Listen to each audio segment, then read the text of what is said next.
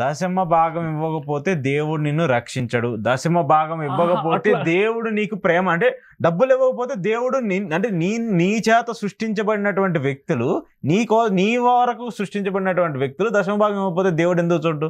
నాకు మరి I have many proofs.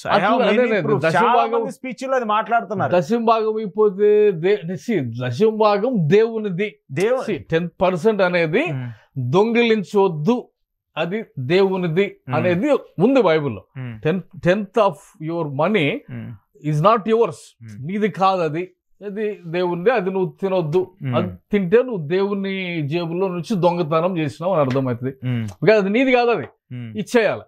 But అదే నేను కొత్త నిబంధనకు వచ్చినప్పుడు నువ్వే నీ సొంతం కాదు, మొత్తం తీసుకొచ్చి అక్కడ ముందు పెట్టాలి.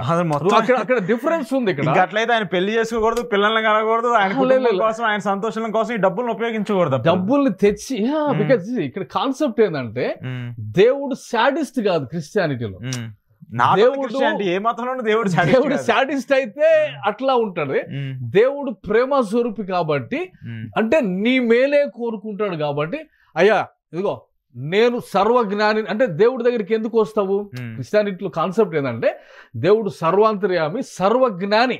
ప్రభా 1,00,000 రూపాయలు వచ్చినాయి అయ్యా, నేను తిక్కులోని ప్రభా, నాకు తెలియదేమో, కానీ నువ్వు సర్వజ్ఞానివి, సో ఈ 1,00,000 రూపాయలు నువ్వు ఎట్లా ఖర్చు పెట్టముంటావు అని అడిగితే దేవుడు నీకు ఒక బ్రిలియంట్ ఐడియా ఇస్తాడు.